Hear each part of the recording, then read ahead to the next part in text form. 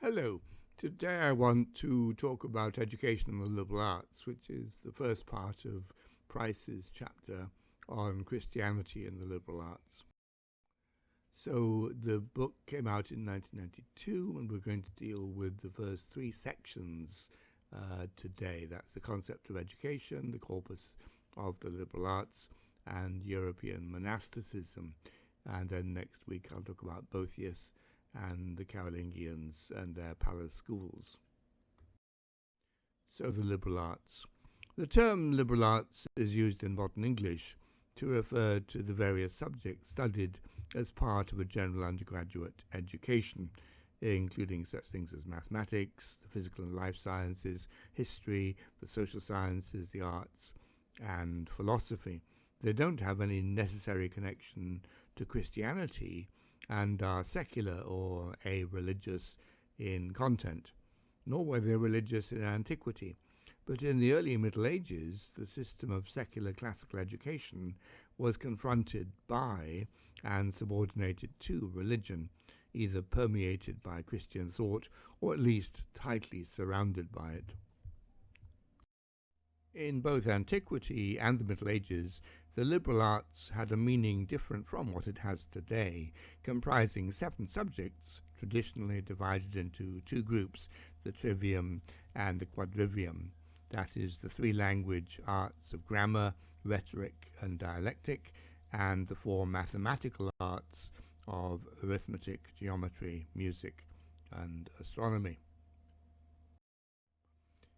Although only involving a small number of people, education in the liberal arts in the Middle Ages played an important role in intellectualizing the culture, leading to a series of awakenings, now referred to as medieval renaissances. These were linked to the establishment of secular palace schools in the Carolingian era, of prominent cathedral schools in the 11th and 12th centuries, and of the universities in the 13th century. Today we use the term education to describe all the various forms and methods of instruction and training, but in the Middle Ages it had the more exact meaning of guiding and leading a student from ignorance to knowledge. Individuals could be changed fundamentally through experience and guided reflection, and it was the teacher's responsibility to make a spark flash in the student and then guide the student towards greater knowledge. The teacher had to ensure that he did not stifle the spirit of his pupils. It was not mere systematic instruction.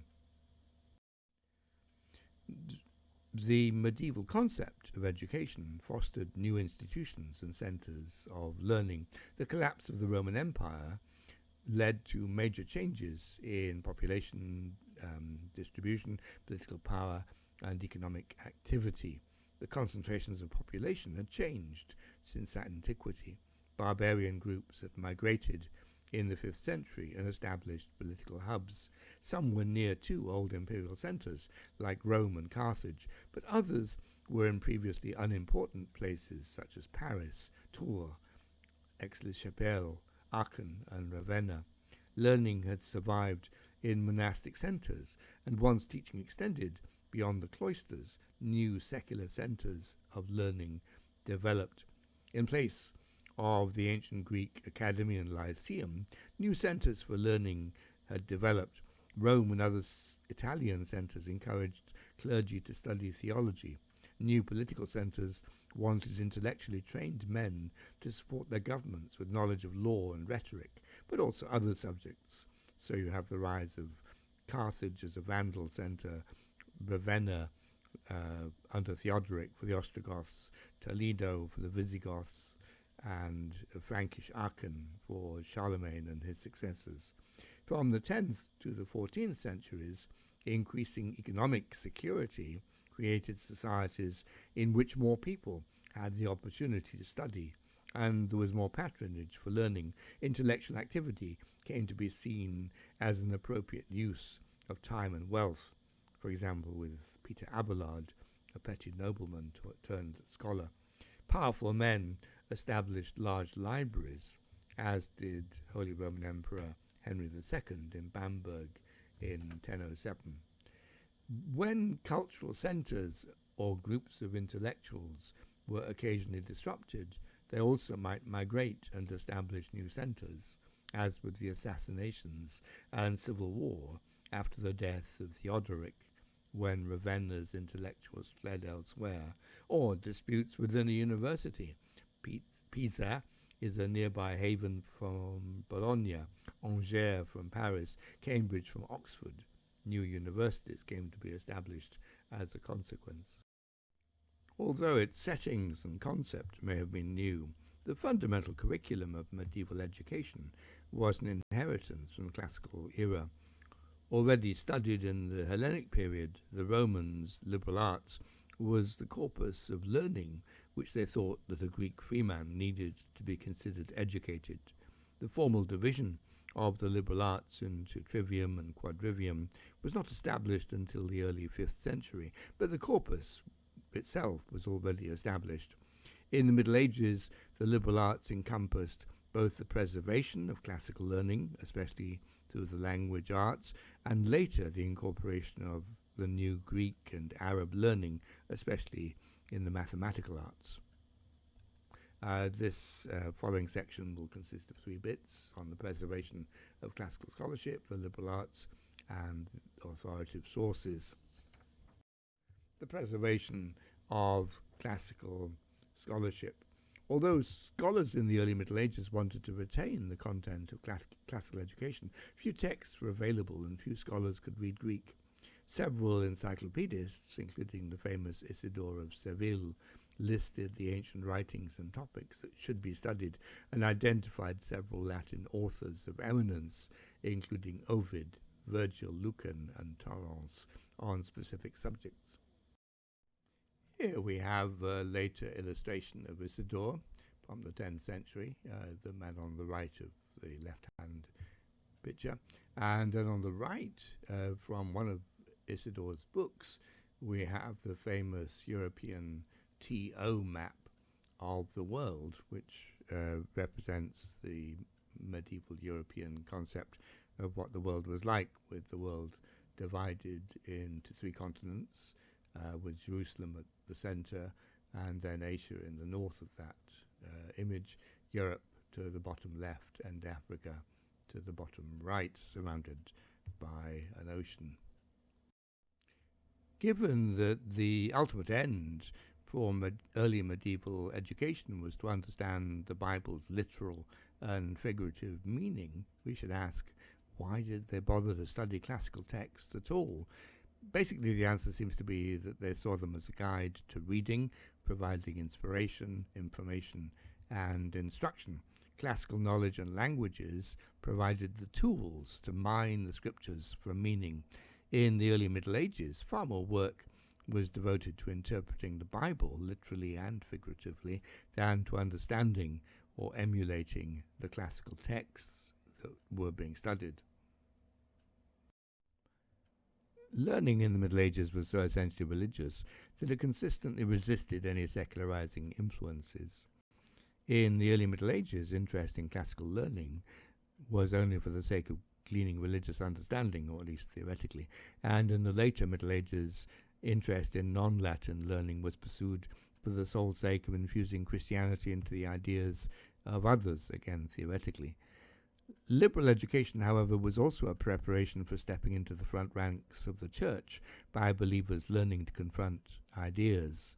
Again, there was the idea that learning would enable Christians to confront the insults of their enemies, or the common proverb, a monastery without a library is like a fortress without weapons. But education was not, in reality, exclusively religious in purpose, albeit that it might have uses in a religious career. Thus, studying Greek, Latin, and legal scenarios taught eloquence. Studying mathematics and making astronomical instruments taught calculation and observation. Classical education also stimulated students' sense of curiosity, as when they read the naturalist Pliny and his observations of the natural world. Medieval students might also learn a wide range of subjects in addition to the liberal arts, including history, geography, law, and medicine. The liberal arts curriculum was not fixed, but varied in content and organization from place to place, and a subject such as rhetoric might be taught in varied ways. Educators themselves varied. Some were extremely pious, but others emulated Roman, that is, pagan, attitudes towards education. There was no one coherent philosophy or purpose of education. There was no one dominant theory. Whilst we can present a generalized view of education in the Middle Ages, we can't provide a simplistic model of its characteristics. Before the development of the universities, education was primarily a procedure of systematic learning according to various recognized categories. Those who became educated in the liberal arts learned to its scope and most authoritative authors. Antiquity had provided a model of an ordered study of language and science that could be adopted, and in the early Middle Ages, even Isidore of Seville didn't seem dismayed at the lack of actual content. In general, the organization of ideas was more important than their content. The authoritative sources were central to education, even in the works, if the works of the great classical authors were no longer available, as was often the case. Their wisdom could be gleaned from collections of quotations on specific topics. It must be remembered that there had been widespread destruction, both in the 4th and 5th century barbarian invasions and in the Byzantine attempt to reunite the empire in the 6th century. Even a Latin text of the Bible might be rare in some places. Scholars sought to collect everything ever known, but sources were incomplete, and in the early Middle Ages, scholars lacked good linguistic skills. The idea of authoritative sources was not mere flattery. In the early Middle Ages, there was a reliance on time-tested content. The erudition of the classical authors was recognized, and by copying what they had of that tradition, some preservation of Rome's culture could be maintained into the medieval period. There was a sense of reverence for and dependence on classical learning, and an almost tangible longing for the past. By the 9th century, scholars could flourish and unite and enhance what had been preserved, but that was for later. Now let's turn to European monasticism. Initially, liberal arts education was fostered mainly in monasteries rather than in a secular setting. We have to begin our study of medieval thought with a consideration of this monastic education. So the section is going to deal with 3 topics: the European integration of Eastern ideals, pedagogical ideals of European monasticism, and the Lectio divina. So, European integration of Eastern ideas and ideals. Initially, Western monasticism was highly influenced by the monasticism in the east of the empire, in both ideals and practical guidelines. But the Western monasteries were nevertheless distinctively different from those in the East. The transmission of Eastern ideas resulted from 3 mechanisms. Western scholars who traveled east, both to Egypt and the Near East, perhaps to seek out ancient texts or meet holy individuals, and then encountered cenobic communities. Easterners who traveled west, perhaps inspired by the idea of establishing new monastic communities, with Eastern travelers traveling very far as Gaul and Russia, for example. Copies of Eastern accounts of monastic life, such as those by John Cassian. Major Western monastics, such as Benedict of Nursia, acknowledged their indebtedness to Eastern models. The pedagogical ideals of European monasticism reflected the dominance of 3 themes. First, the idea of separation from civilization. Monasteries were often located in remote or forbidding places, symbolizing Jesus' retreat into the desert. Secondly, the exercise of individual piety focused on the reading of Scripture. Thirdly, the strongly anti-materialistic emphasis, both in its origins, in the origins of monasticism, and subsequent reform movements in reaction to the secular church as well as to secular life in general. Fervent monastics espoused detachment from worldly matters and material equality amongst believers throughout the Middle Ages until they themselves acquired a taste for prosperity. There was a distaste for material possessions, including books, periodically a significant impediment to the monastic posture of fostering learning. Now we have the reading of scripture, the Lectio divina. This was the sole educational aim of early Western monasticism. Apart from in the English and Celtic monasteries, the concern was only with educating the spirit, not the mind. There was the schooling of the individual conscience through confession and penance. Unfortunately, Price doesn't deal with developments in Britain and Ireland at this time. Bible commentaries, in addition to scripture, had also started to become important from the 2nd century onwards.